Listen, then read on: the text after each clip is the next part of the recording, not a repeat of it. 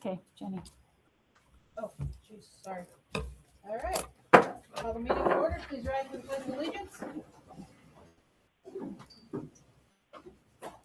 I pledge allegiance To the flag of the United States of America and to the republic for which it stands, one nation, under God, indivisible, with liberty and justice for all.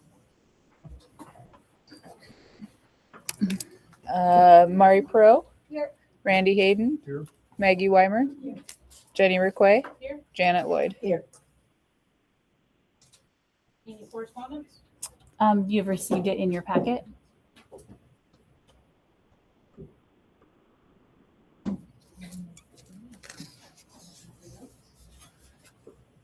All right, we need a motion to approve the consent agenda. I'll make you approve that. I'll second. Lucy? I'm sorry, I don't know your name. Adriana? Okay, all in favor? Aye. Anybody opposed? All right, motion carries. And we need a motion to approve the regular agenda with the edits. Yes, we need to add item P for, we've discussed this many times, but when I do looking it at every the time. I'm agenda, sorry. we needed to add the pro-con committee appointments for the levy. So after O, which is the resolution for the levy, we'll add a P, and that will be the pro-con committee. And that will be an action item. We'll make that motion, adding the pro-con levy vote, and move everything back to that count one. Second. Girls? Yes. All in favor? Aye. Aye. Anybody opposed? No. Okay, excellent.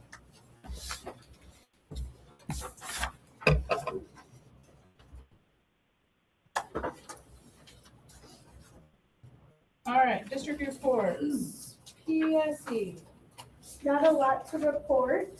We want to thank the district for being included in the luncheon the other day. It's nice to feel and to be appreciated. So thank you. Our members are feeling a lot of interest, more so than every other year, and anticipation for the countdown and summer. So a lot of emotions going around. Thanks, Heather. DEA.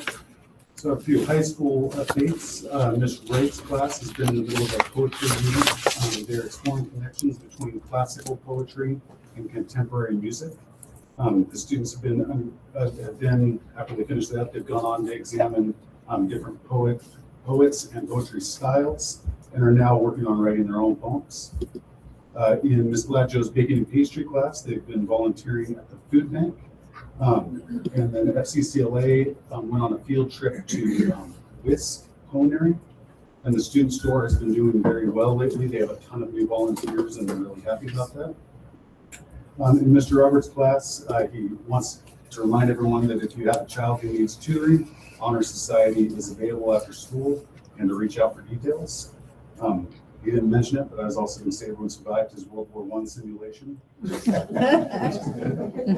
In my class, we're also in a poetry unit, and so that's kind of fun. And then my advanced course, we're reading a book about geopolitics right now and trying to solve problems around the globe with history, culture, and modern state affairs in mind. So that's all the fun stuff. We also appreciate the luncheon the other day. That was very pleasant. And we are, I just want to say, we're sorry to see another year where we have to have riffs on the agenda. We appreciate the transparency from the district, and we look forward to working hard to make sure the levy gets passed in August. Thank you. All right, student representative. The Archery Club has had multiple tournaments every other weekend. They only have a couple of people participating. Serenity placed second in the last one, and we placed in third. And then the science fair is going to be this upcoming Monday for anybody who wants to attend. It's 5 to 7 p.m. And then it's any student is welcome to participate. And then it continues the next morning for everybody, for all the classes to come visit and walk through. And then the seniors are preparing for graduation, putting in their orders for flowers and stuff like that. And then spring sports are still going. Sophomores are doing concessions, which are going well. And then ASD recently had a retreat, a field trip to Moe's to help plan the upcoming elections that we're doing a little bit earlier this year, so everybody can kind of settle into the positions. And we're running those elections this upcoming week.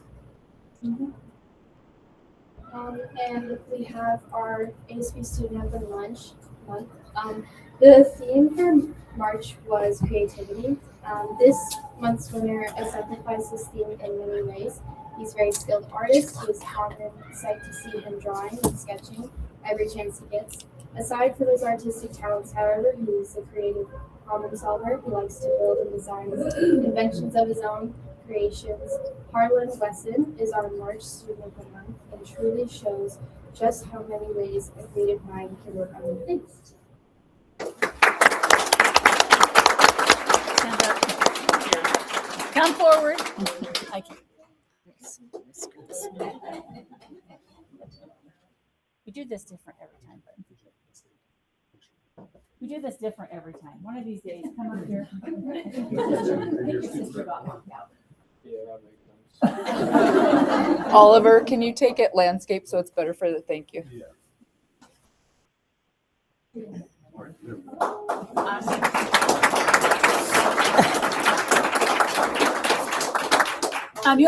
You will get the write up so that you can share it with your dad.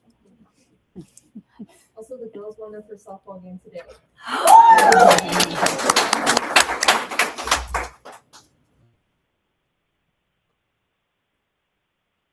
Any questions? No? Okay. High school? Well, Mr. Rankin threw me a couple bones today, so I get to report on just not always the boring stuff. He takes the fun stuff, they take the fun stuff, I get left with the stuff. But I got two good things today. So I'll do the boring stuff first. So science spring assessments, again, April 29th through May 19th. Senior presentations will take place May 18th and 19th in the senior center, or in the community center. If you haven't gotten an invitation and would like to, please reach out to myself or to Judy. We can make sure you get that. Gavin and the fire department are teaming up on May 11th, and they will be providing CPR and first aid training to our 9th grade health class. So that is a great opportunity. And then my annual May-June date letter that I always send out in May, that'll be sent out next week. Just a highlight of two of the more popular days. Senior Awards Night is scheduled for May 27th. I did not put the time in here, but I think it's 5. But don't quote me on that until I get the letter.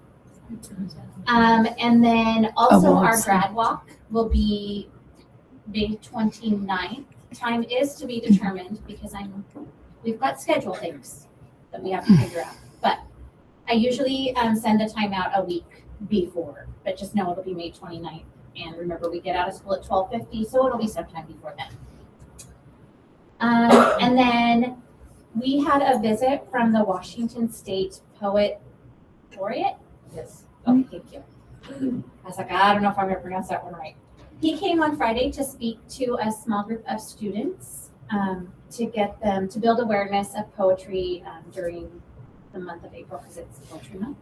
So his name was Derek. He came to speak to Mr. Rankin's class, and some other students came as well to listen. So it was nice to have somebody reach out. He's a cool guy. Got to talk to him for a while. He teaches English at Wenatchee Valley Community College. Yeah. All right, that's it for high school. Special programs? Special programs. Our special education rate for March was 25.8%.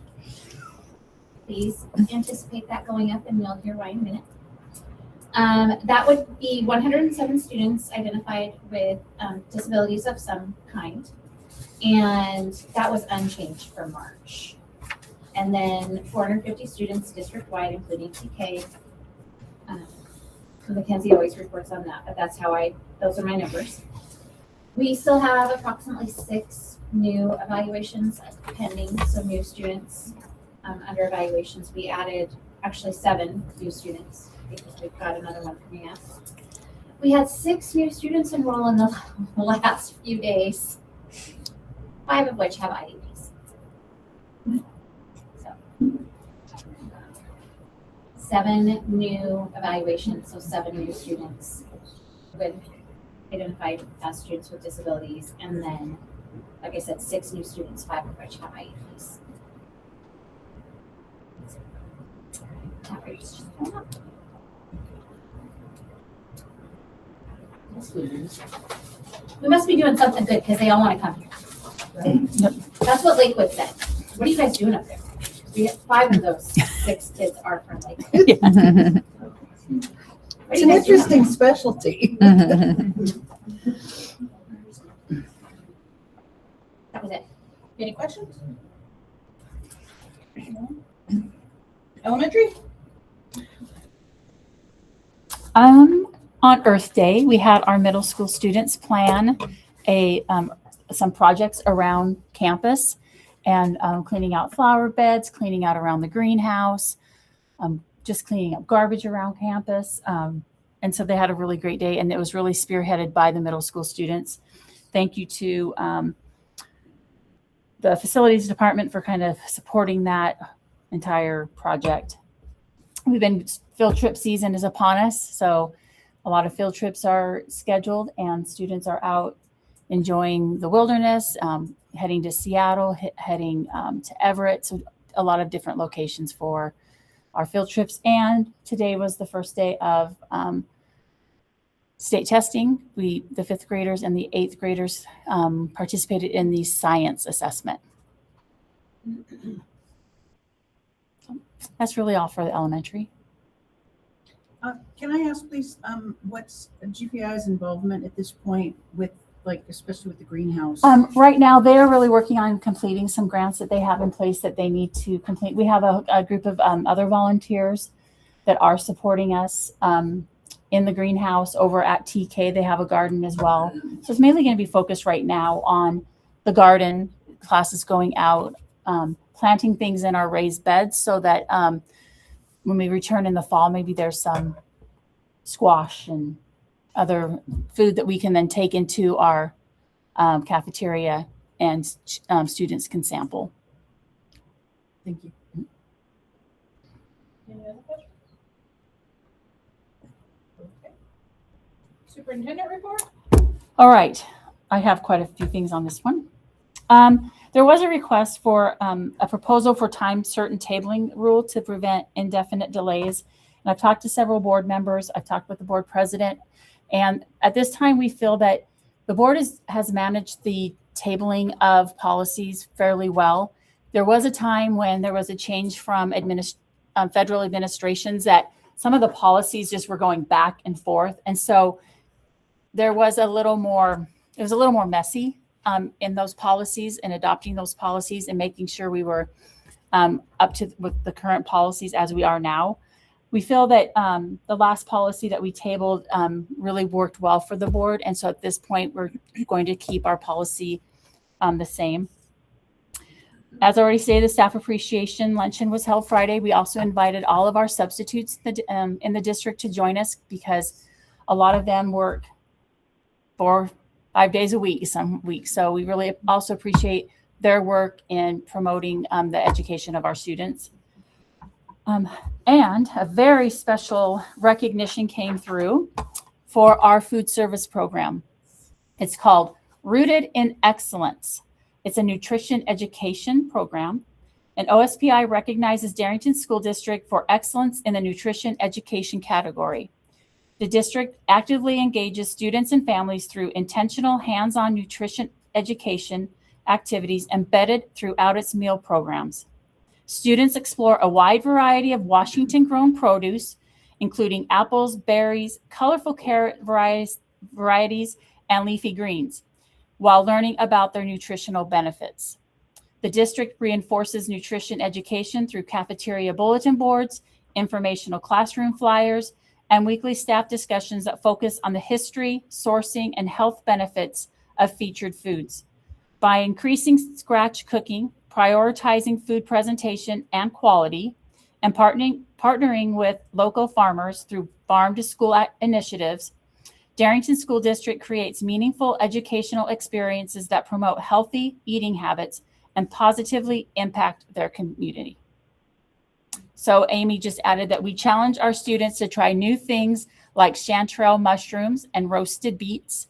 They are so proud of themselves when they do. So I really want to commend Amy and her entire staff for such a great program.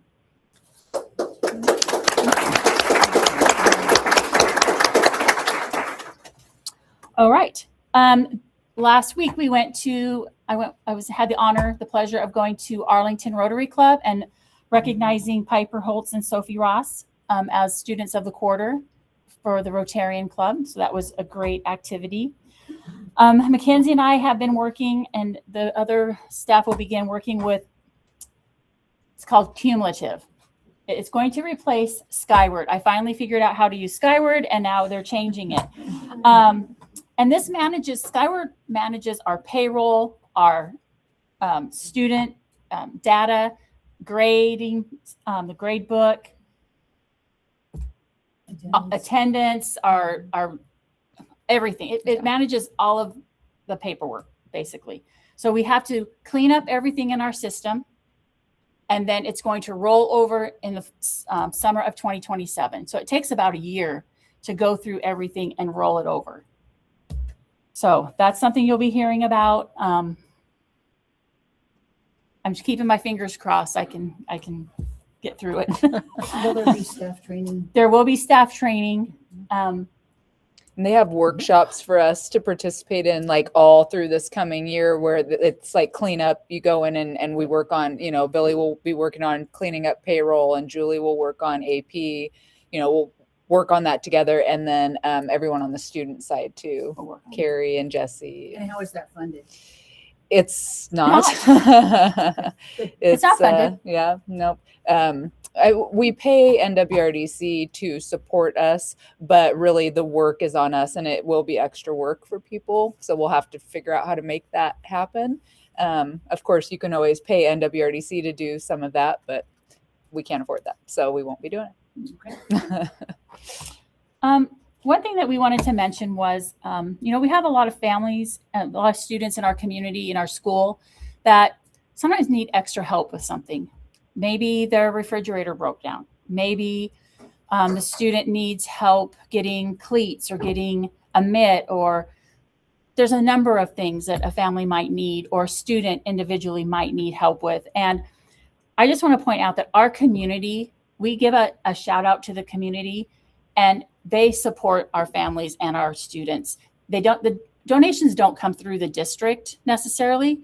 They go straight to the families. But I just wanted to shout out that our community supports our students like under the radar a lot. And I think there's a lot of people out there that need to be thanked, and we can't always do it publicly because of confidentiality. But just a great shout out to everyone that steps forward and helps these students in times of need.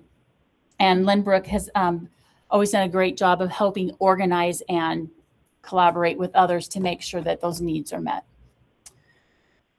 New website should be up and running on May 1st. As you've heard, if you've been to meetings the past year, communication has been a key piece of some of the conversations. And so, after the bomb threat, it was also brought up about the communication with families and how we can make it easier and more accessible. So this new website will also have an app that is Android and Apple accessible. That you can have on your phone. So when we send out alerts or we send out a news flash of something great happening, it'll come up on your app. You can check your app for that information.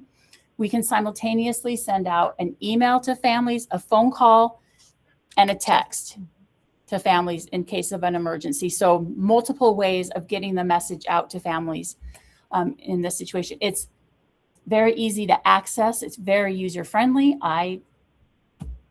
People know I'm not the great at tech, but man, I've been uploading things. So when it goes live, there'll be some new things on there.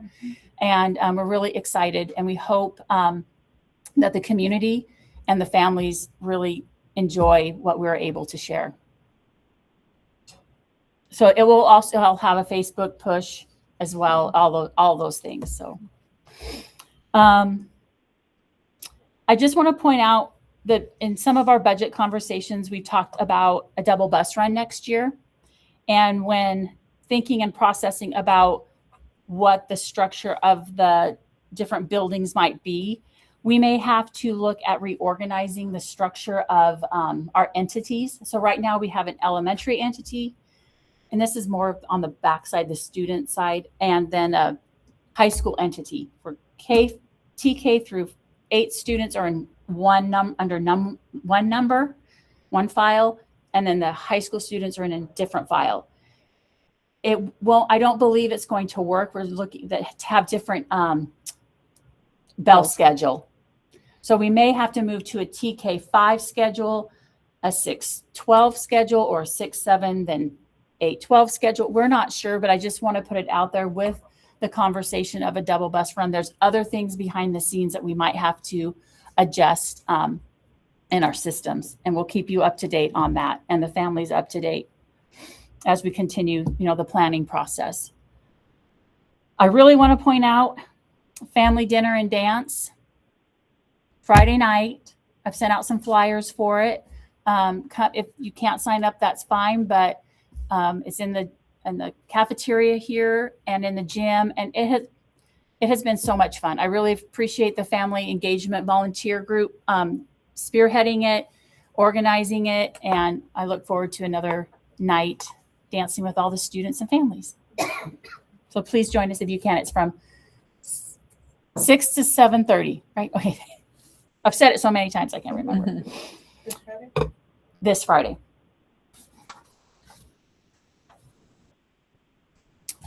I do have some data that I just briefly want to share. I know we need to move on to we have a lot on the agenda, but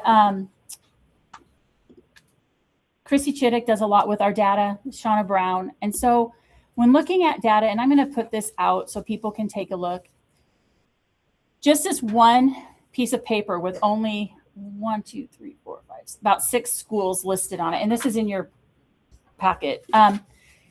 With just 6 schools listed, they're all about our size. You can look at the data in so many different ways. And whether you're looking at our school as a whole, or you're looking at our school as just the 4th grade ELA, or you're looking at our school for 9th grade on track, our graduation rate, there's so many different ways to look at data. And yes, in some areas, our 4th grade scores, our elementary scores seem to be lower. But as you move through 8th grade, our scores are above or comparable to other schools in our of like size. There's a couple on here that are really much higher, and I need to give them a call. Our graduation rate is right at the top, not the very top, but this is 86% is 1 or 2 students. And we have to remember that if students move into our district, let's say their senior year, they move up here, they enroll in our district, and then they don't step 1 foot in our door, they count against our graduation rate. So that happened with this cohort. I think we had 2 students move into the district and they did not attend school. So that cut into our graduation rate. So I think you have to be very careful sometimes when looking at the data, but just it's very interesting the different ways that we can look at this information. Our graduation on track data is 89.7% for 9th graders, and Nacelle, which is the next, which is higher, is 91%, and we are above every other district on this chart. So we are doing some great things, and the data shows it. But yes, it seems like some of our students just take a while to get ready for it, and I think we need to recognize that. I want to be cognizant of everyone's time. The school board has this data. I will make this available, and there's I'll be sending it out, and there's links so you can actually go in and look at all the information. Also on some of them, we did put the EP&O levy rates. So.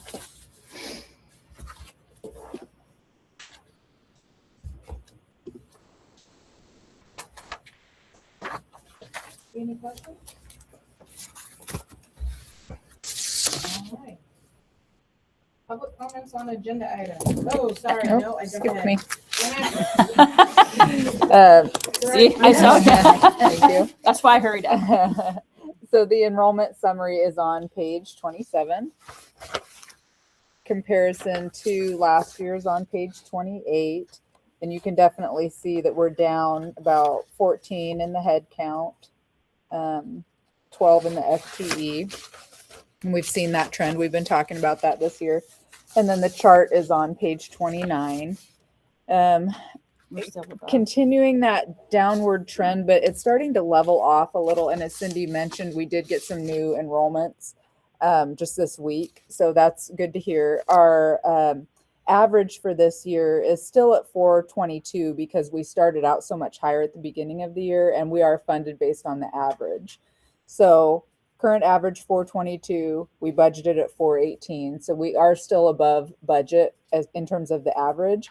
But because that number has gotten down to 409, and that includes TK on this chart, that's what's impacting our budget projections for enrollment for next year, is not looking at that average, but looking at where are we right now and how do we think that'll carry over into next year.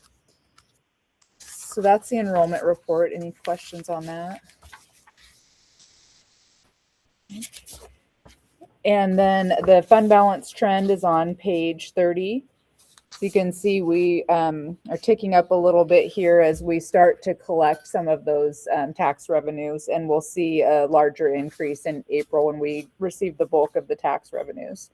But still following that general trend that we normally do.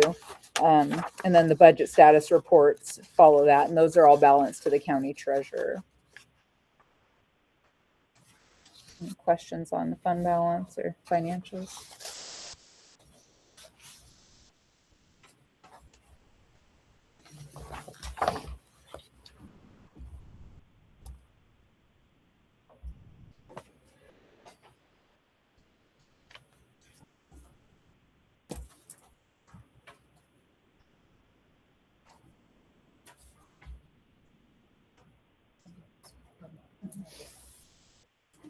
So I want to make a comment first.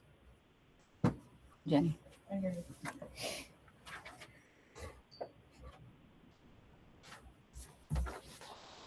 Okay. For public comments, we have been reviewing our policy regarding public comments. And at this time, the district will not be reading public comments that are submitted in writing.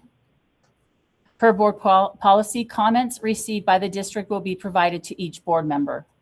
Of course, that doesn't, anyone may speak during the agenda or non-agenda item time. But if you submit something in writing, we are not going to read the comments. They will just be a copy will be given to each board member.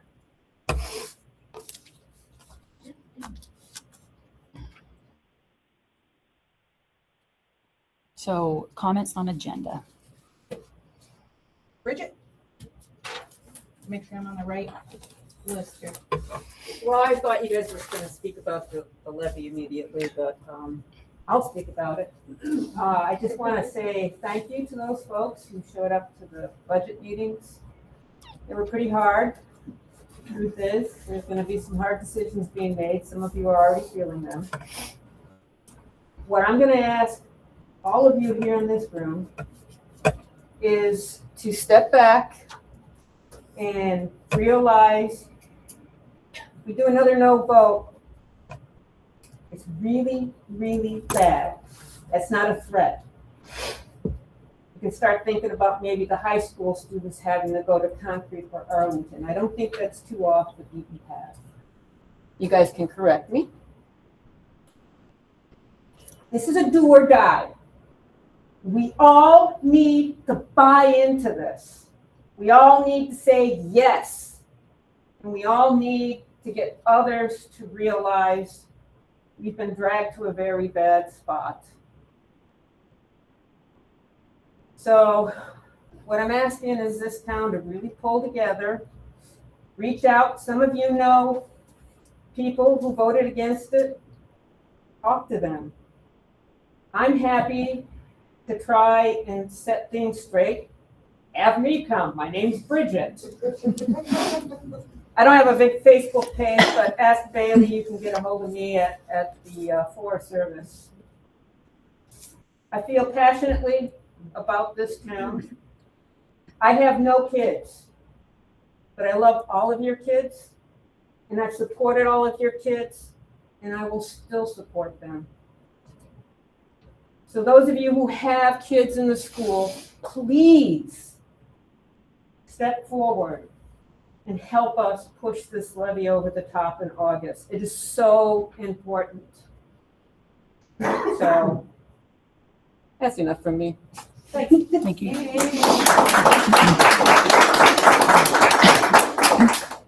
Mary Ann?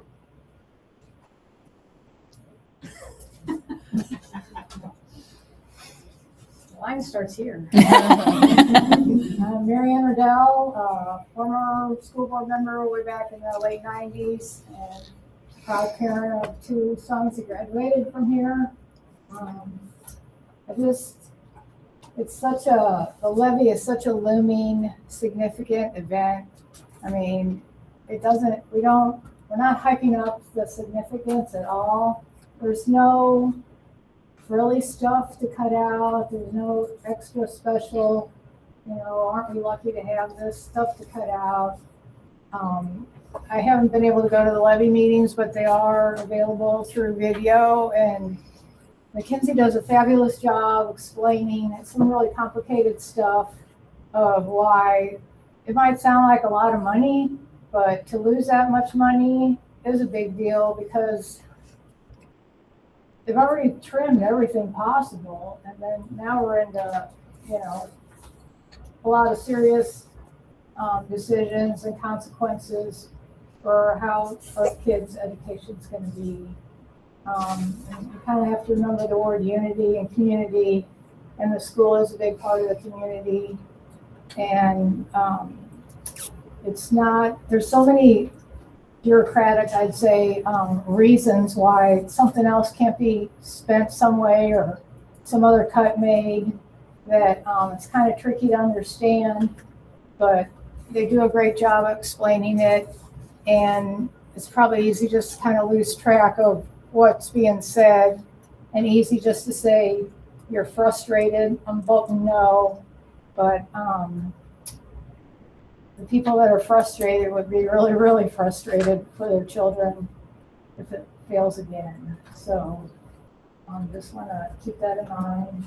And there's a little competition with the library, having a levy at the same time, but they're both positive, important pieces to the community. So I hope they both pass. All right. Policy updates. So we have our second reading. Are there any questions on those? They were thought they were straightforward, but if you had any questions. No questions, but I would like to pull 3211P and discuss that separate of the others. What page, please? Page 47. Page 47. And I know it's just a very, very minor change. Okay. So if you can, everyone else turn to page 47.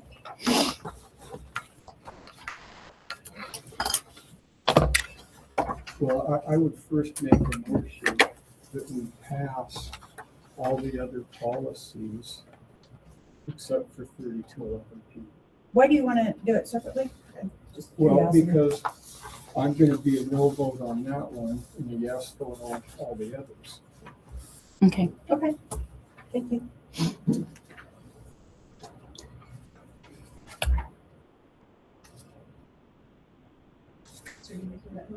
Yes, I'll second the motion. Rose?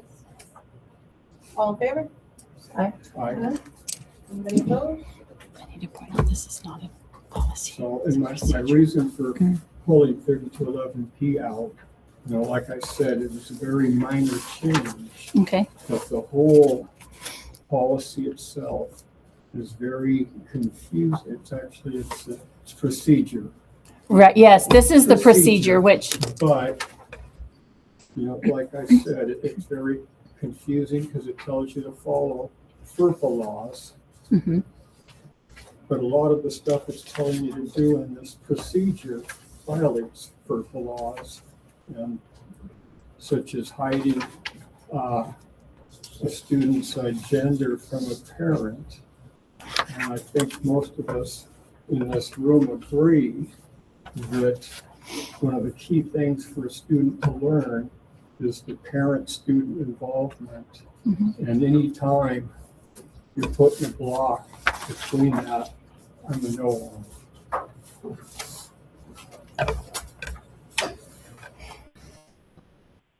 I do want to point out that these procedures we usually take straight from WASDA. And so they have the lawyers look them over. So I would have to double check on your statement. Where was that at? Can Where you, exactly? trying to find? Well, if you read through it, it gives the district, it allows the district to decide. Where does it say that? A Read common it all through there in several different spots. Could you be specific?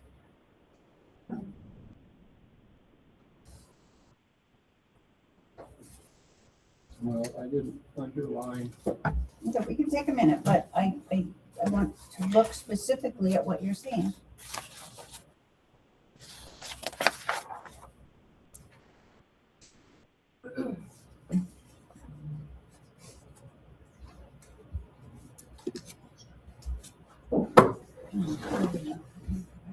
Okay, the first paragraph. Before contacting the student's parents, the school will consult with the student about the student's preferences regarding family involvement Where is that? and consider whether safety concerns are present for the student. So it kind of. I'm s- On what page? Toward the end of it. On 47, the first paragraph kind of lays it out. It gives the district, it allows the district to make that decision whether to tell the parents. Now, I trust Tracy, but we don't know if 10 years down the road who's going to be the superintendent.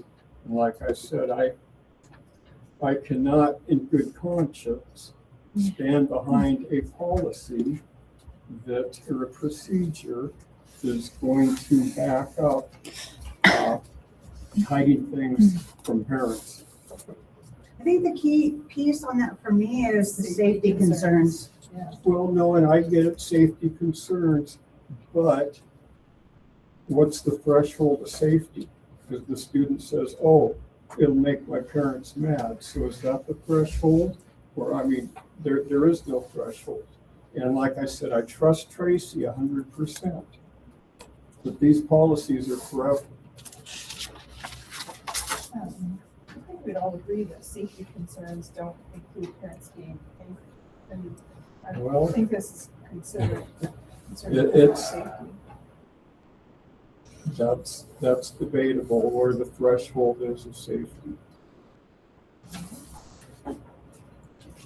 All right, so Well, and I would say, just looking at this, so this is, nothing about that first paragraph is anything legal in the student's record. It literally is just the student's Right. preferences. So, I mean, and not that that's important, the student's preference is important, but FERPA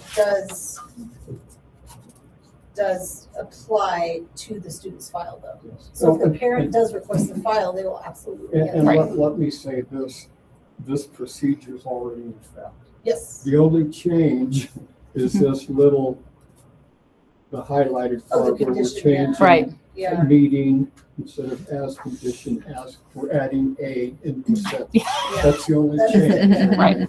just to be specific on that. But like I said, because of, you know, for my good conscience, I'm a no vote on this. I could see how it is like a little vague. But I would say, I would have an issue if it was like with any of like the actual legal student files.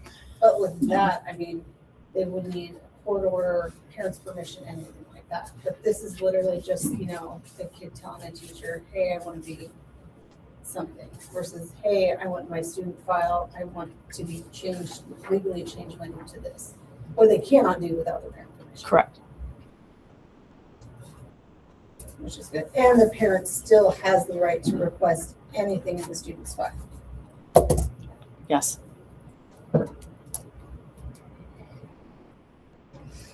And this is just direct from legal and what we already have in place. This is what we already have in The only place. change is the The red. To a sentence. Correct. Like, I think if it went farther where they could make changes to their student record, I think it would be overstepping, but I could see where it's like, oh, yeah, I can see where it's a little confusing. Any other further discussion? Okay, we need a motion to approve or vote no on policy 3211P. This is procedure. Procedure, yes. I'll make that motion. Just a second. Yes. All in favor? Aye. Anybody opposed? No.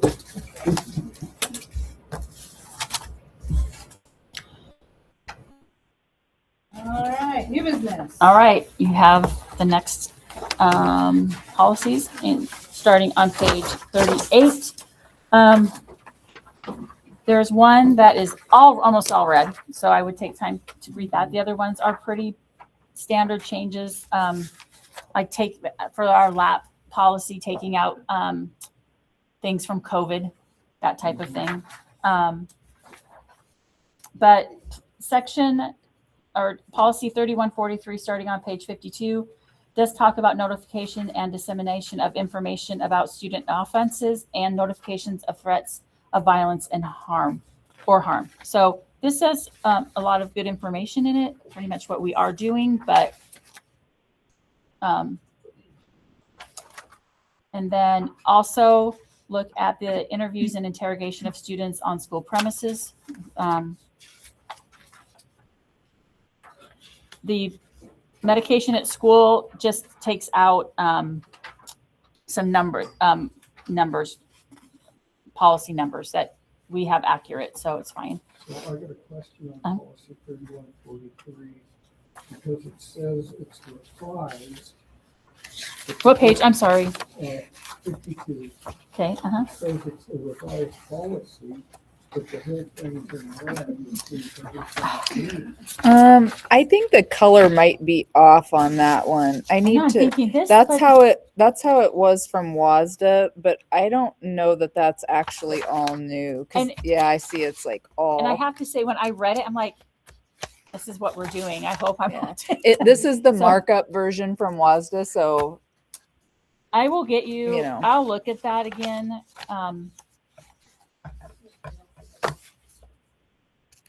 Because it does have some crossouts too. So I can email you guys the correct color version. yeah, and Because there isn't going to be one that has, just the changes marked. I think it's going to be having to go through and compare the two, I because can this send is the old that markup. Yeah. I'll send you the So you old. compare them side by side. If that's the case, then you can look at them side by side, or I can go through also and do that and then circle or highlight anything that has been changed in that policy to kind of speed that up.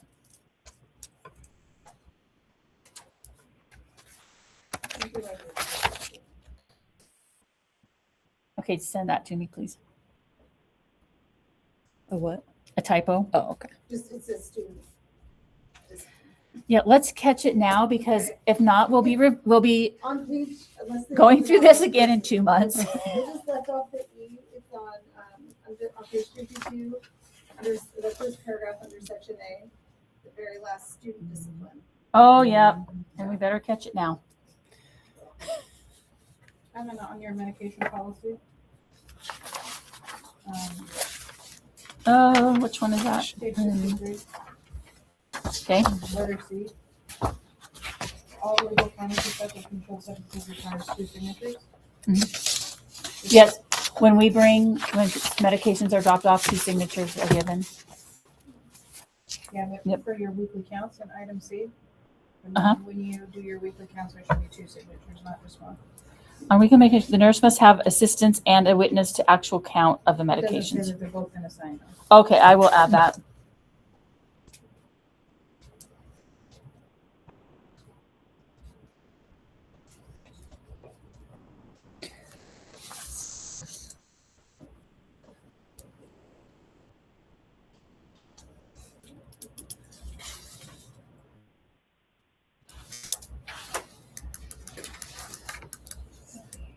And I'll get clarification.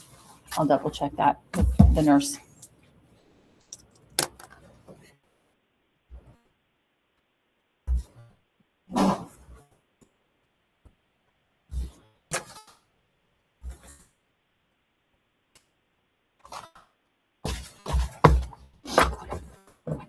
As always, if over the month you have questions about these policies, please let me know.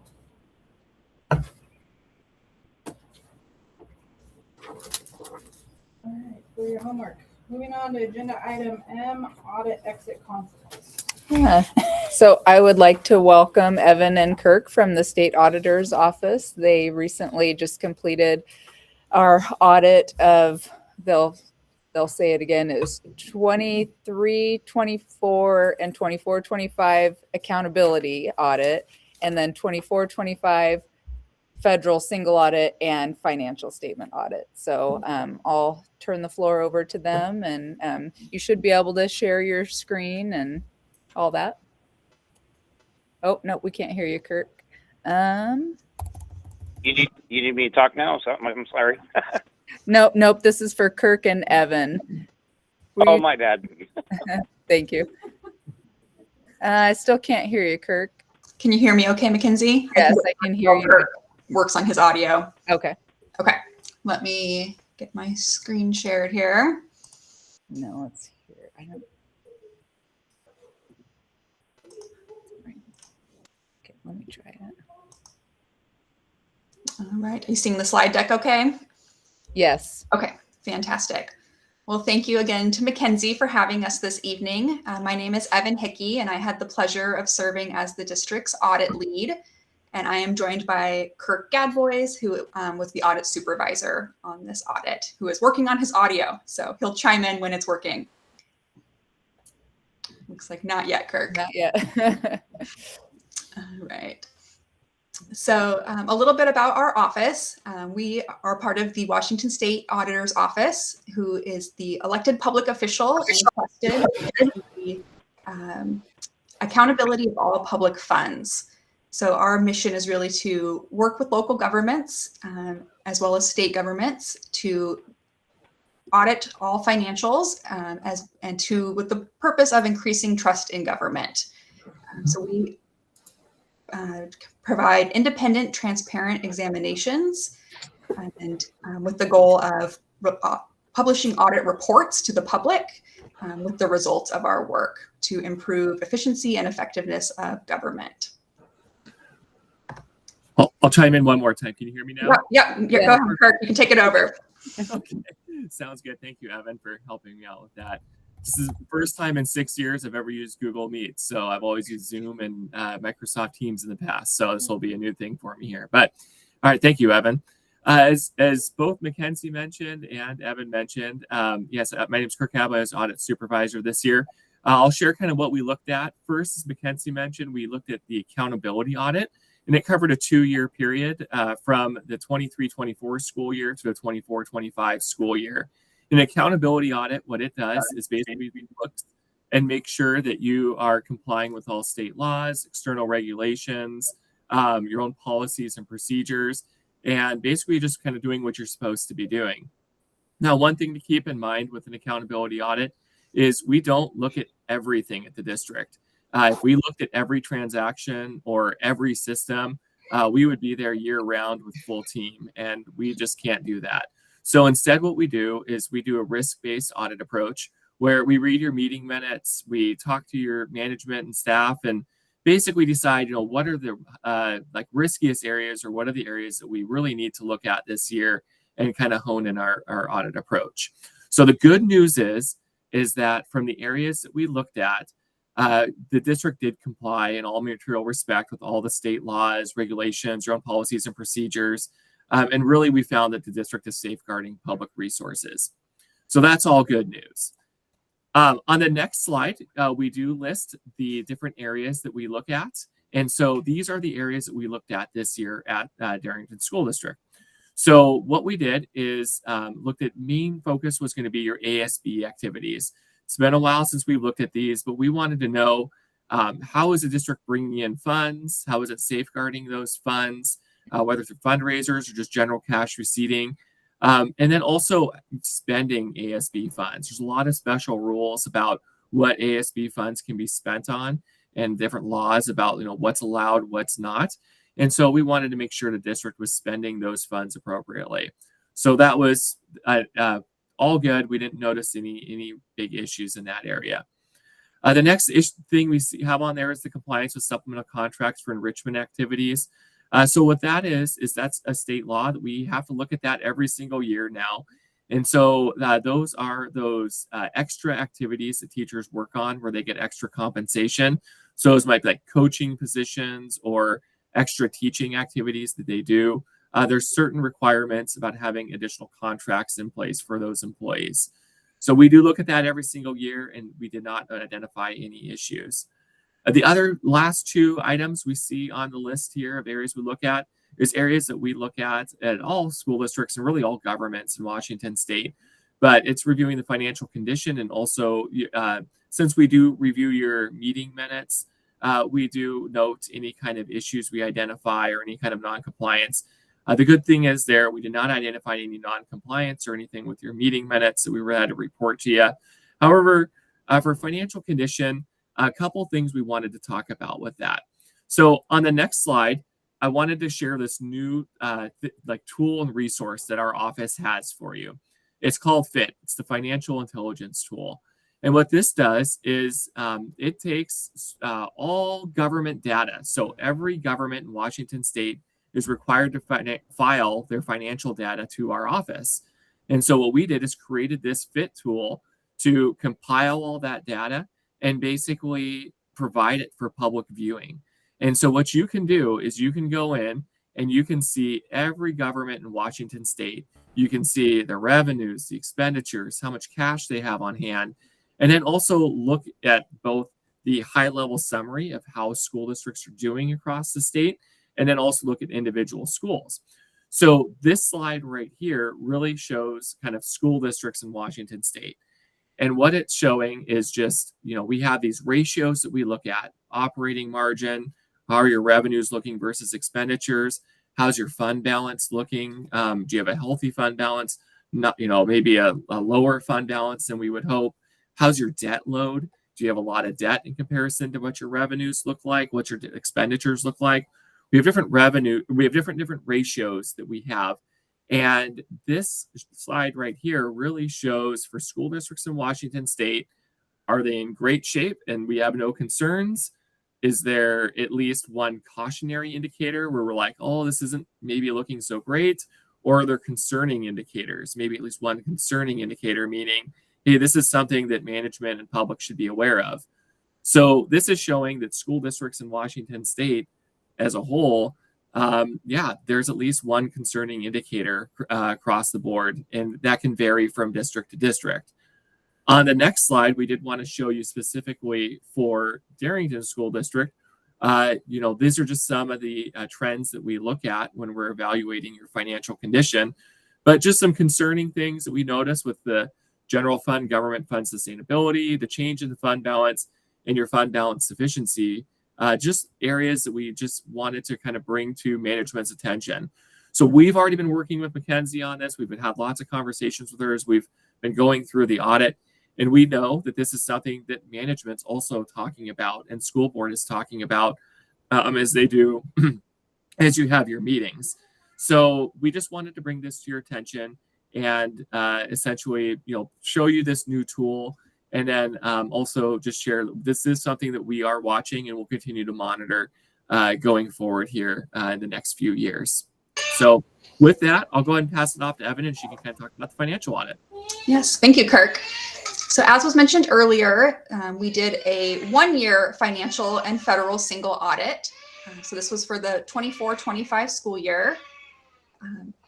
And so for the financial statements, the purpose of these financial audits is to issue a final opinion of whether or not the financials can be relied upon to make decisions. So for yourself within the district, at the state level. And we are pleased to report that we are issuing an unmodified opinion on the basis of the regulatory basis of accounting, which is the state school district accounting manual. So you will see in your audit report a secondary paragraph there that says adverse opinion on US GAAP. And that can be a little scary to see adverse opinion. What does that mean? All that means is we are required to put in the audit report that you did not intend to file your financials in accordance with US GAAP, which is a more complex and comprehensive reporting model. You did what all school districts or most school districts in the state of Washington do, which was use the modified accrual reporting method in accordance with that state school district accounting manual. So congratulations on that clean audit opinion, and don't be panicked by that adverse paragraph in there.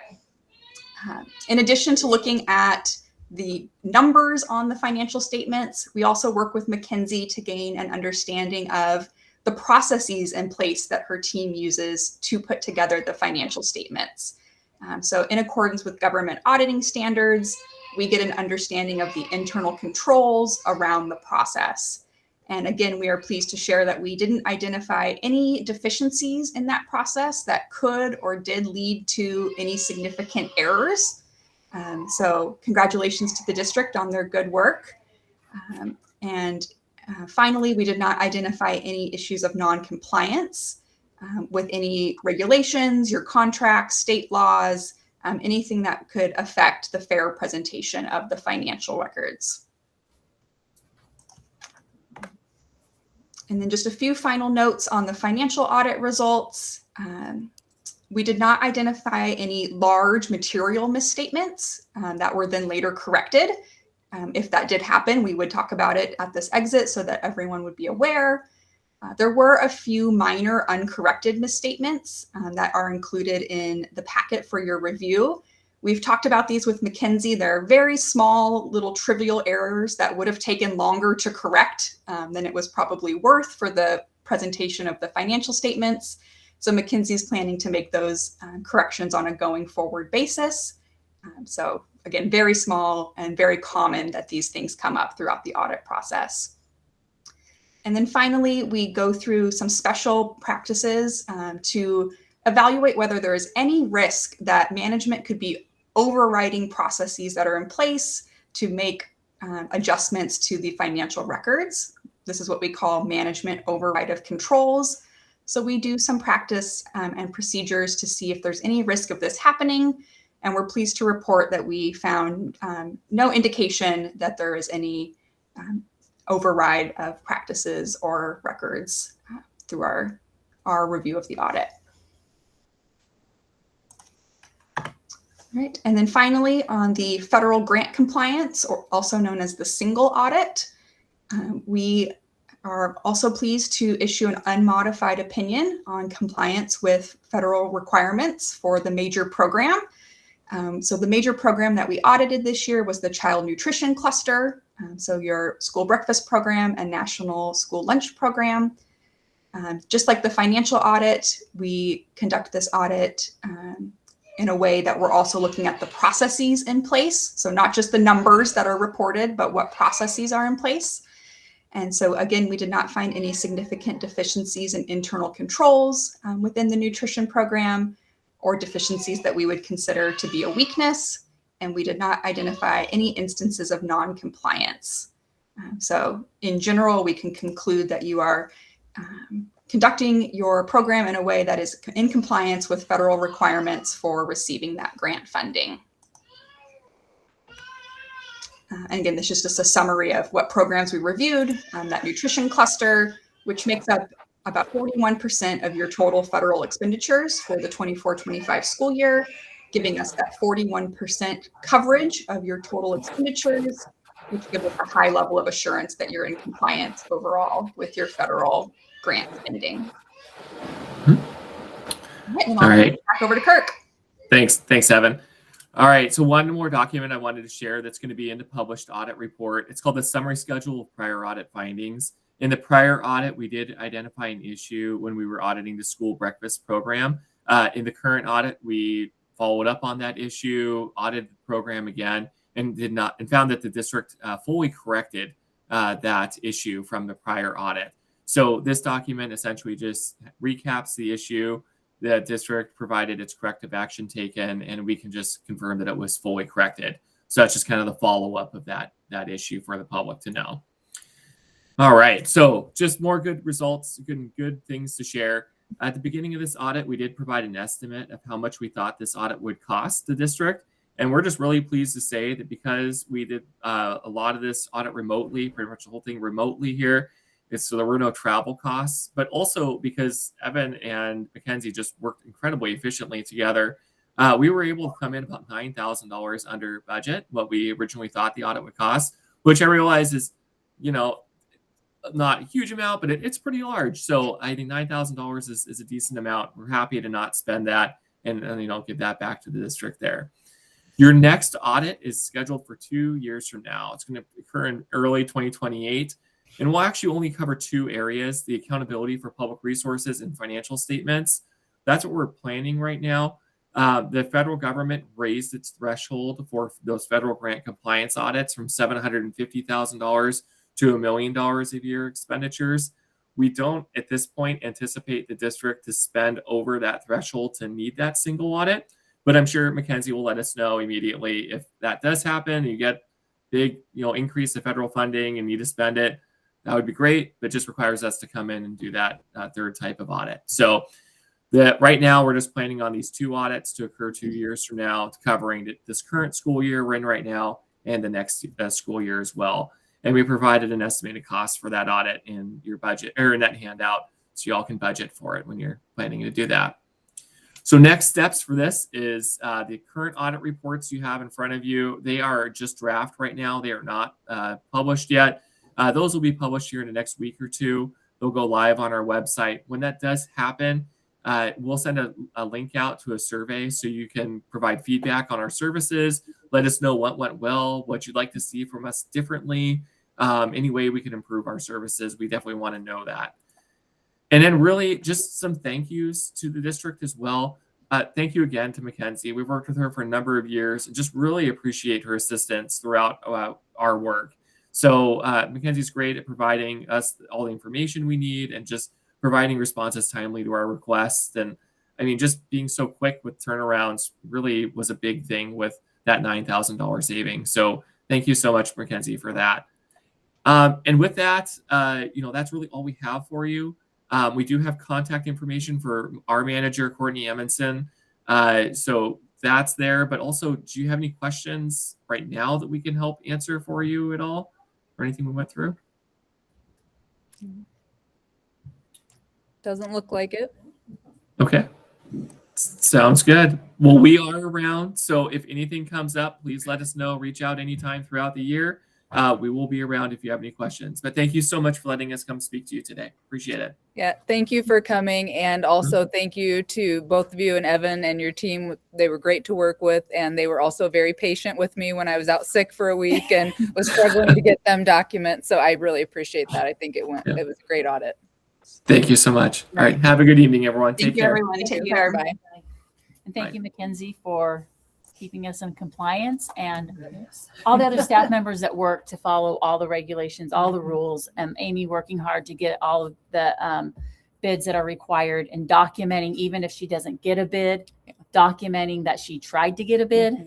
That was the audit issue they referenced from last time, was that when we call people and try to get a quote, a lot of times they say, we're not coming to Darrington, we don't do that. And so we just needed to work on documenting when they say that every time. So we did that. Yeah. And yeah, Billy had to pull a lot. Julie had to pull a lot of documents for them. Jesse Friddle, like they With said, the ASB. ASB was totally clean, which is really kind of rare. So I really appreciate the work that Jesse did, and the students, ASB advisor and yes, for students. Yes. Following all those rules. Yes. So, and also, yeah, they mentioned now we get to go back to a 2-year audit because we don't meet that federal threshold, which is a really important savings because the audit costs about $30,000. So when we don't have to have one every year, that makes a huge difference for us. I mean, it'd be great to be getting $2 million in. right. If we got the federal Federal money, we'd take money. it, but we don't If come we're not near going that. to get 2 million, then threshold. let's. Yeah, we used to be on the schedule, but when we had the ESSER COVID money, it bumped us up over the threshold. So now we're just getting back to kind of our normal, which is great. Thank you. Yes. Wow.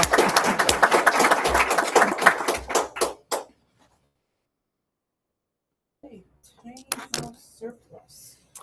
All right, so we have the tiny house. We've been discussing it for a couple of months on what we might want to do with the tiny house. At our last meeting, we discussed surplusing the tiny house so that we could put it out to auction. There are rules, of course, with that process that we need to double and triple check, but we will do that. But if that is the direction the board would like to go, then we need a motion to surplus the tiny house. Was any research done, because we had talked about this last time, any research done on anything similar to this being sold through this auction and comparable prices? I didn't see anything on that specific website, but yes, it looks like we're at, I think it's 85 to 100,000 is the estimate for that. Yeah, trying to get the best price we can for it. Yes. Yeah. And all the donations that came in. Yes, yeah. So again, this isn't going to happen tomorrow. If the board decides to put this up for surplus, it will take us a while to make sure that we have all of the ducks in a row and the auction is done accurately and legally. So don't expect to see something in the paper tomorrow. I just want to forewarn people of that. And we'll probably be doing lots of publicity to try to, make people aware of it and hopefully get the best price we can. I move that we get our ducks in a row and put it up for surplus. I'll second it. All in favor? Aye. Anybody opposed? All right, sell it, your option. All right, resolution 4530426. So this is the new levy resolution on page 66. This is to put the levy on the ballot for August 4th. And, we've had a lot of conversations over the last several months. What we want to do, we've gotten a lot of input from the community. And so what we have in this resolution is just to do strictly a replacement levy with no increased rate. So that would be $950,000 a year for the next 4 years. Like I mentioned, we've had feedback from the community, some people saying, we really think you need to ask for more, because even if this is approved at the end of it, that will now be 8 years of the same local levy revenue with no increase for inflation, even though we are experiencing those increase in our costs. But at the same time, I think we're concerned that after the outcome of the February election, that it would be too much of a risk to ask for anything more, and that the safer option is just to ask for strictly a replacement levy, which would mean no increase in taxes for our district taxpayers, and that we could always talk later about doing a supplemental levy if that seemed like it was something that the community would support at that time. So that's the resolution that we have here. Oh, and the anticipated rates are in here.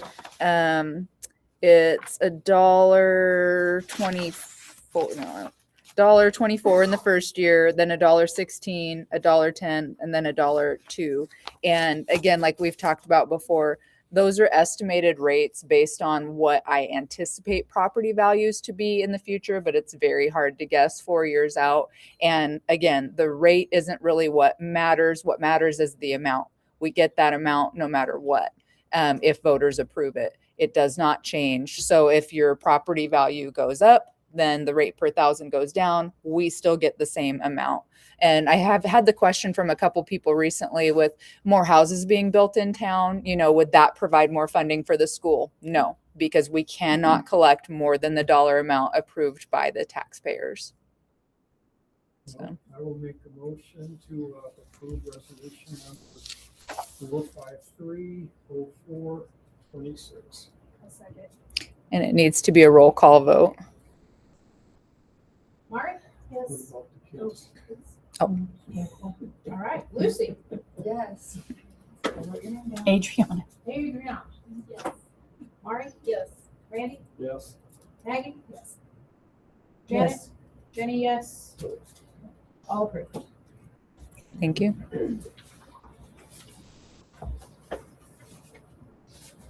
All right, Pro-Con Committee. So we would just need to ask for volunteers who would like to be on both of those committees to write the pro and the con statement for the voter pamphlet that Snohomish County, and Skagit County produce. Anybody? Thank you, Kelly.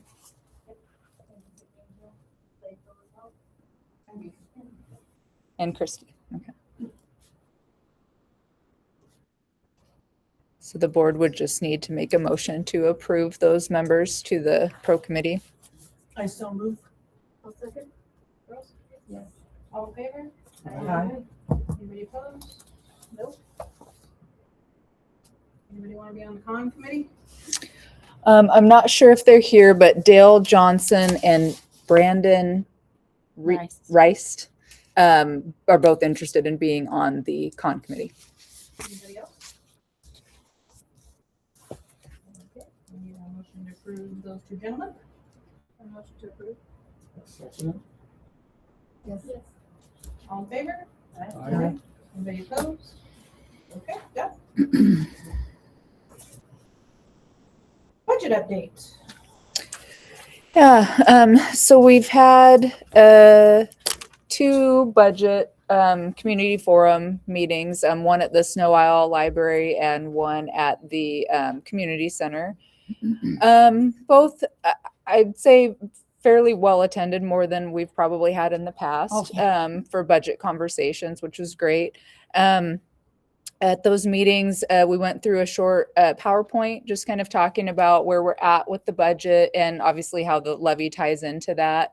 And then we did an interactive kind of activity where we asked people about what their priorities would be for the budget cuts that we have to make, as well as what they would prioritize bringing back if the levy does pass. So we just talked about that there are a few things that are contributing to our budget situation right now. And I want to mention too, the auditors talked a little bit about their concern about our financial condition. And like they mentioned, it wasn't a concern about anything being mismanaged, but just because the levy failed in February, that's obviously a financial concern. And the other thing that they look at a lot is trends. So they're looking at the trend of our fund balance going down. And as we've been talking about for the last couple of years, that was intentional because we had our ESSER money that ended up in the fund balance, and then we kind of stretched it out as long as we could and spent that fund balance down. And once that was gone, that's why we made some pretty significant cuts coming into this year. And so I just want to make sure you know that that's part of what's going into that assessment. But at the same time, like we talk about, our fund balance being at about $1 million, that's where I kind of feel comfortable because our payroll at this point is about $680,000 per month. So for cash flow purposes, we need to make sure that we have that money, because we have had that question come up is we have this budget crisis. Why can't you just spend the fund balance? And as you heard from the auditors, that's not an option.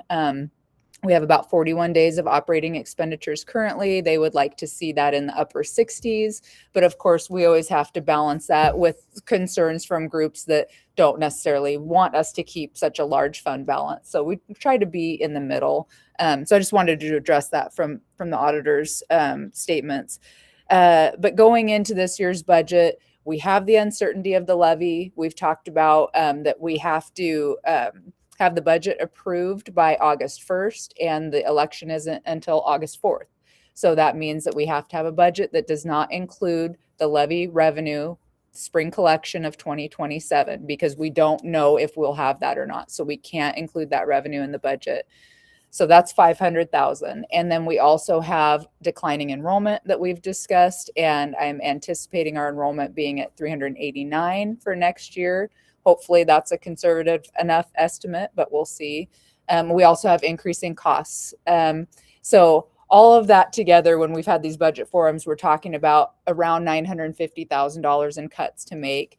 And I just want to emphasize, it's just a coincidence that that's the same 950,000 as our levy, because only 500,000 of that is levy. The rest is enrollment decline and expenditure increases.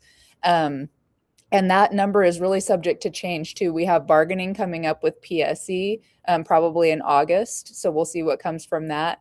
And also probably every other day I'm getting emails about different costs that are going up, a lot to do with shipping, the cost of diesel affecting things, and just general inflation.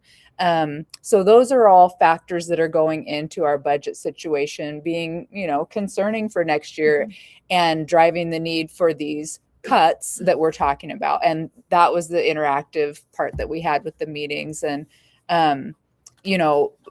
people saw, I think, pretty quickly in those meetings that there's really no way that we could see to get to that level of cuts without saying all athletics have to be cut as part of this. And that's, also because the levy is what pays for athletics. They're 100% funded by levy. We do not receive any state or federal money to pay for athletics. We've had conversations about pay to play. That's really a drop in the bucket of what it costs for us to have those programs. So I don't think that's a feasible option. Not that it couldn't be implemented to help offset those costs a little bit, but it wouldn't pay for the program. So you have all athletics there. You have, we've talked about cutting a K-5 teacher, and we're going to be talking more about the certificated staff levels next. And we're able to do that because we have declining enrollment. And that would also mean a lot of split classes, unfortunately. Talked about cutting para support, the double bus run that Tracy mentioned. So most people have probably already heard us talk about these options. And then, again, what are those priorities for if the levy passes? What would we bring back? Obviously, athletics, that is funded by the levy, and that's the biggest piece of that. But then there would still be, 120,000 left that we could bring some other things back and prioritize that. So that's where we're at with the budget. Next steps, like I said, you'll be considering the resolutions for the minimum educational program and employment of non-supervisory staff next. So that's the certificated reduction in force that we've been talking about. After that, as we continue to work on the budget, we'll be making decisions about levels of classified staff, and we'll be talking to you about that and letting those staff members know. And then just continuing on until we present you with the draft budget in July, and we'll need to have that approved by August 1st. So 3 things. So on a positive note, Darrington, the debt per child here is one of the lowest, not just in the state, but in the nation. So, we've handled the money very wisely. And then our reserves, the last 2 years I was the chair of the Snohomish County Chemical Dependency Mental Health Board, and we ran about a $28 million budget. When I first stepped on the board 12 years ago, they were running 12% in reserve. And we cut that down to 7% because we thought that was a good place to be. Other people, more so Dave Summers, wanted it down to 3% and they whittled. Next year, they're going to be in the red because they didn't keep that buffer. So it's a good thing to have that buffer. You know, people look at that and say, well, let's spend it. But like Mackenzie said, you know, when it's gone, it's gone. And then would it be possible for you to send the board members a slideshow? Yeah. Because it's good information for us to have when we're talking to communities. And we're starting to work on like one-page items, talking points. We'll be adding a lot of information to our website. Just snippets of information for people to look at, be able to ask questions about. So be looking for that as well.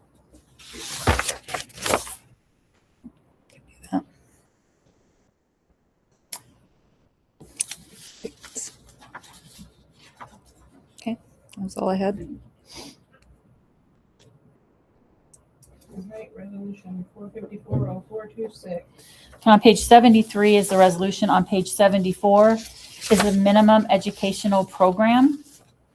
This shows how many teachers and what the grade configurations and how many staff we would have in each of those configurations, and the subject and this number of sections we would have in each area at the high school. You can see we've gone down in both, and this is our minimum educational program. The next one we'll talk about how many staff members that is. They're kind of connected, but they're separate. And you can see on the bottom line for the current versus versus the proposed, it's a difference in 4. And we've talked a little bit too about the reason that we have 4 on there, because when we're talking about the actual budget cuts, we have on the list 1 K-5 teacher, and then if we do the double bus run, that would mean we would eliminate the music teacher position. So that's 2. So the reason we have 2 more on here is because of the uncertainty of the levy. Also, TK is uncertain at this point. We did hear from the state that we're getting the funding for 11 slots, but if we can't fill those slots, then we wouldn't get the money and we wouldn't be able to afford the teacher. So we can't commit to that teacher's contract yet for that position. And then for the 4th one, it's really the uncertainty of the levy. Not only if it fails that we will be in the dire situation of a double levy failure, but even just not knowing if it's going to pass, are we going to lose even more enrollment than what I'm anticipating? And if we do, then we would have to cut back again. And that's really the only reason that you see a difference in the number of sections in the high school portion, is because we already are basically at the bare minimum for that. But if we do have a lot of people saying, I don't know if we're going to have sports next year, I'm pulling my kid, it's probably going to be disproportionately at the high school level because those kids are more impacted by sports programs.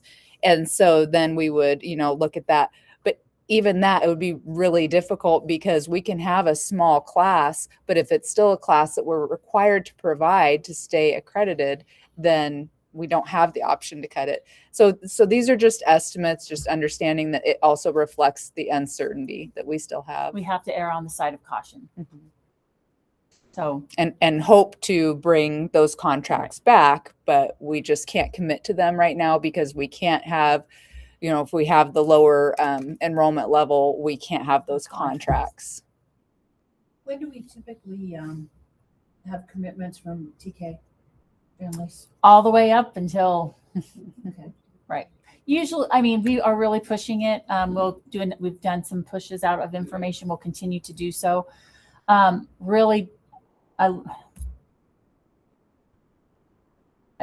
Beginning of August. Okay. I would hope we could have that number by the end of July. Well, if the as information soon is as- out to the community that we can only have it if we fill it. Right. Hopefully that will help. Yeah, we've been posting that, and our new website has the ability to put like a little pop-up. So when you go to the website, it can pop up and say, "Do you need to register for TK or kindergarten?" So We need a motion. You want to do them separately?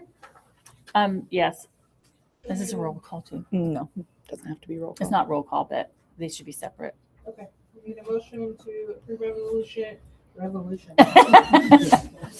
No, not approving a revolution, no. Maybe, 454-0426, please. I so move. I'll second. Yes. All in favor? Aye. Anybody opposed?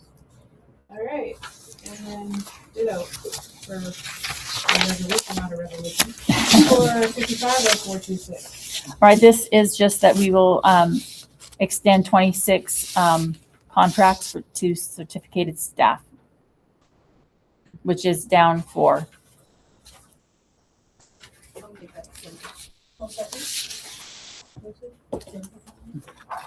All in favor? Aye. Anybody opposed? All right, approved. All right, next to the district. Bravo for the bus barn from A&E LLC. Gravel donation, nice. They sent an invoice, and it just said, "No charge, go loggers." So it was very nice. Oh, Yeah. nice, Mhm. really nice. All right, we need a motion to approve the gravel. I'll make that motion. Second. Ms. Rowe? Yes. All in favor? Aye. All right. Good signal. Free gravel? Good gravel. Agreements and contracts. All right, on page 77, the Department of Natural Resources, we went into a road use permit with them. We tried for a little bit more money, but this was the max that we, and it's just a permit to use, Like a easement, or a Yeah. right away. so $2,200 basically. Are they gonna maintain that easement? Yeah, and hopefully then they'll log, which will then give us more forestry money. And we'll get more money. I mean, we can hope. And then these are just other dental services. We're working with the Community Health Center out of Snohomish County for dental services for our students next, like we do every year, bring the dental van. And then our cumulative migration success agreement with Recipsi and WRDC.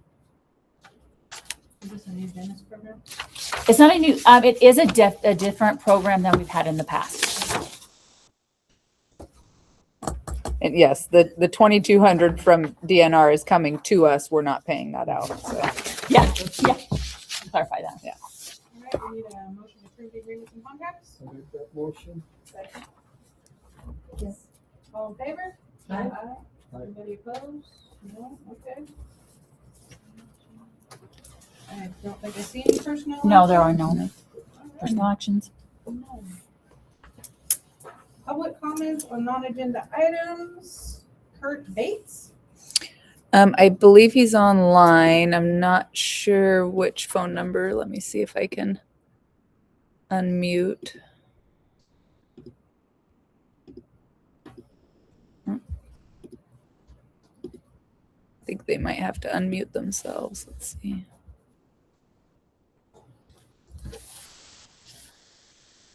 Is it Kurt, you said? Kurt Bates. Kurt, are you on the call? See a couple phone numbers.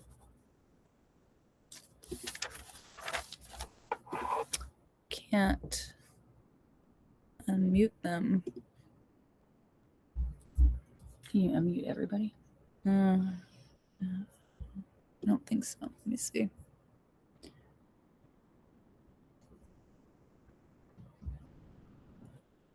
Everyone, they can turn on their microphone, turn on their video. So they may just have to be reminded they can unmute themselves. Yeah. Kurt, if you're there, can you unmute yourself? Can you hear me now? Oh, Yes. There we go. All righty. You ready? Yes. Okay. Hi, my name is Kurt. I am reading this on behalf of someone else. I contacted Shelley Trench, a former board member of Matt Beck's Center for Inspired Learning, through the Bellingham Metro News. She has authorized me to share part of a letter describing her experience at the time. On July 19th, 2022, I met Matt Beck for the first time.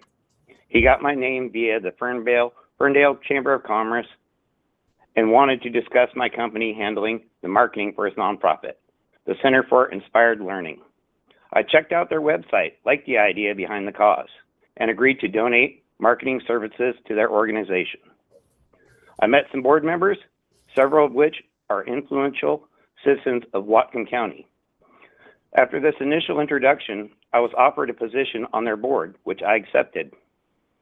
Red flags started popping up quickly.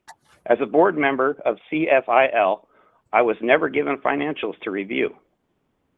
I asked many times and was ignored every time.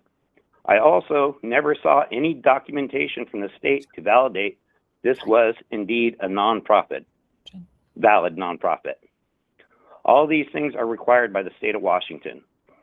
Matt told us in board meetings that he received donations from concerned citizens to support the cause. When I asked him what bank account he was putting those in, he ignored me. In September, several things happened. Someone I know who works for the Ferndale School District asked if I was working with Matt Beck. When I said yes, she told me to run the other way. She said there was a reason Ferndale School District wanted nothing to do with him or his nonprofit.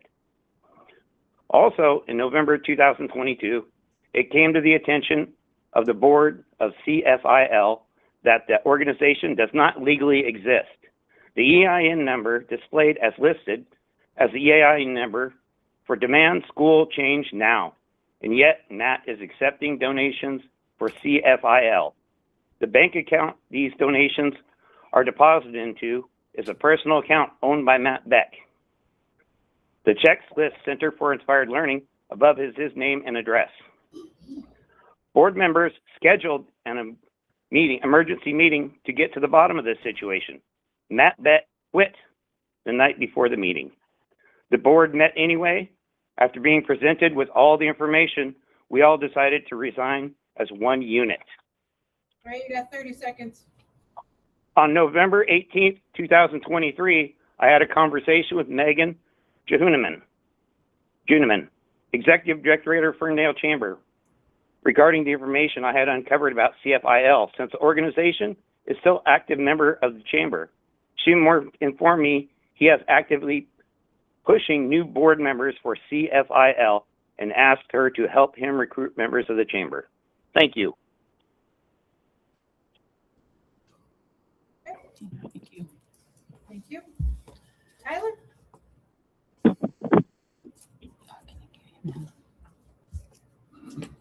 You're doing the time. Good evening. My name is Tyler Boomgarden. I'm a Darrington resident. I'm here tonight regarding the policy 1111, the oath of office, which I understand is the second reading. I wasn't here for that. I apologize. First, I want to state clearly I support the adoption of policy 1111, forms A and B as presented, the update language and the standardization form, and the record-keeping requirements are meaningful improvements, and the administration staff who maintain this district policy infrastructure deserve credit for their work. My comment tonight is about completing that framework. The statutory oath under RCW 28A.343.360 commits directors to the U.S. and Washington Constitution and to faithfully discharge the duties of office. Policy 1815 defines ethical conduct. Policy 1825 establishes the process for addressing violations. The WASDA board standards provide additional guidance. But nowhere in this framework does a director personally sign a document acknowledging and commenting to the board's own government standards. The oath covers the Constitution. It does not ask directors to commit in writing by name to the specific expectations this board has adopted for how its members engage with students, family, staff, and community members. Darrington students sign behavior expectations in their handbook. Staff acknowledge professional conduct standards when they're hired. I'm asking this board to extend the same principle to itself. My proposal, which I submitted in full writing to the board on March 27th, and I know has been received, is that after adopting policy 1111 and forms A and B tonight, the board direct the superintendent to draft supplemental Form C, a government standard acknowledgement for consideration at a future meeting through the normal review and adoption process. Form C would not replace the statutory oath. It would be a separate signed commitment covering 5 things: acknowledgement of the board's government policy, commitment to respectfully engage in all public settings, including social media, commitment to prioritizing students' safety and well-being in public communication, acknowledgement that the public conduct reflects the office, and acknowledgement that the acknowledgement of accountability mechanisms in policy 1815 and 1825. All right, 30 seconds, Tyler. This approach is legally sound. In Houston Community College System v. Wilson in 2022, the U.S. Supreme Court unanimously confirmed that the governing boards have board authority to establish and enforce conduct expectations for their members. A signed acknowledgement does not restrict speech or voting. Formalizes what good governance already expects. I'm not asking the board to delay anything tonight, asking for Form C to be drafted and brought back through the normal process. Thank you for your time.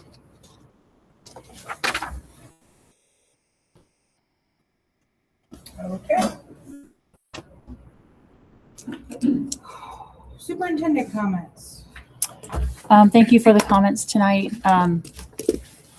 Everyone that spoke, thank you for the support of our budget meetings.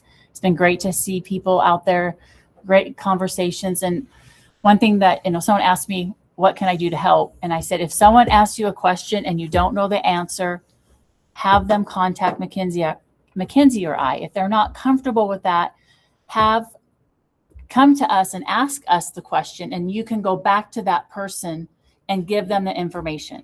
We need to provide the community with factual information.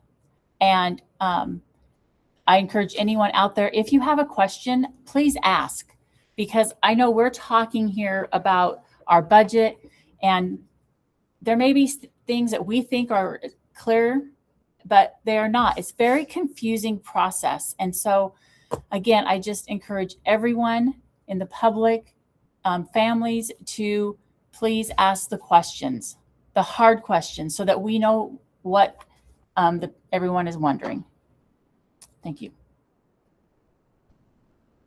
All right, board comments? Mark? Oh, just good news, the Darrington Youth Coalition, our application got accepted for the Spring Youth Forum, so we've got 5 kids going down to Great Wolf Lodge in May to compete with all the other youth coalitions across the state, so yay. Yeah. Brandon? Okay, so a week ago yesterday, I went to the DA1 dinner. An interesting concept that Arlington and Lakewood are doing is quarterly, their boards get together and talk because they adjoin and they're roughly the same size. It was an interesting concept, and I just kind of thought that maybe that's something we might discuss doing with Concrete, since we adjoin and we're approximately the same size, to just kind of to unify and see what they're doing that they think is working and what's not working, and vice versa. I think there's strength in unity, and I just kind of thought that was an interesting concept of meeting. We're doing it quarterly, once every 3 months. So. Okay, I can give her a call. Yeah. So then, I want to address this anonymous letter that was read last month. It was really kind of alarming how they kind of almost insinuated that I was in this for money, that it was a conflict of interest to be involved with Matt Beck. I will say about Matt Beck, 2 months ago, he came and had coffee up here. And the way he was treated, belittled and humiliated by members from this district because they disagree with what he's doing. I was actually kind of shocked he didn't get up and walk out because of the way he was treated. And I hope that our staff and teachers here don't treat everyone that way, because it was pretty embarrassing. My wife has taken this very hard. She's not here tonight just because of this attack. And I will say, there's a lot of people in the community that aren't happy. And, there's a lot of talk about the levy. And I think if we want this levy to pass, we need to unify and not stab each other in the back.